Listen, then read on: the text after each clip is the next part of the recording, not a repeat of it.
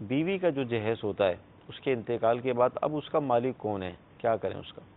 بیوی کے جہیز کی جو ملکیت ہے،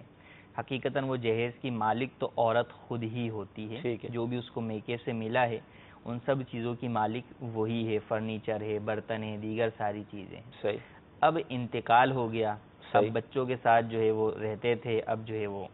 کیا کریں، پیچھے بچے نابالغ بھی ہوتے صحیح ہیں، بالغ بھی ہوتے ہیں، بالغ ہوں گے تو سب کی اجازت سے اس کو استعمال کر لیں گے، نابالغ کے اندر جو ہے وہ پھر بڑے مسئلے آ جاتے ہیں صحیح کہ کوئی چیز گھر کے سامان ہے تو وہ چلنے پھرنے میں کچھ نہ کچھ استعمال کرنے میں ٹوٹ پھوٹ ہوتی رہتی ہے، صحیح تو جب وہ عورت کی ملکیت ہے تو اس میں بھی وراثت جاری ہوگی،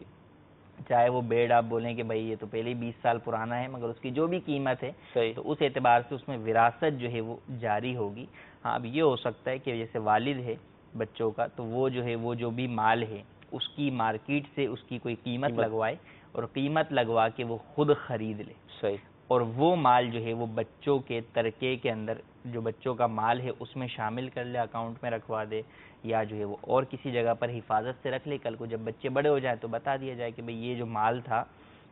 یہ میں نے اس طرح کیا، اور چاہیے یہ کہ اس طرح کی خرید و فروخت کے اندر کسی نہ کسی کو بھی گواہ بھی بنا لے تاکہ کل کو اگر اس کا انتقال ہو تو دیگر افراد کو پتہ ہو کہ بھئی یہ جو پیسے تھے یہ اس کے ترکے میں نہیں جائیں گے بلکہ یہ بچوں کے پیسے تھے جو کہ اس طور پر آئے تھے۔ تو الغرض جہیز کے اندر بھی تقسیم ہوگی، سونے چاندی کے اندر بھی جو ہے وہ تقسیم ہوگی، جو بھی زیورات ہیں ان میں بھی تقسیم ہوگی، جوڑے کپڑوں کے اندر بھی سب میں وراثت جو ہے وہ تقسیم ہوگی، اور اگر میت کے مرحومہ کے جو ہے والدین حیات ہیں وہ بھی وارث ہیں تو ایسی صورت کے اندر جو ہے وہ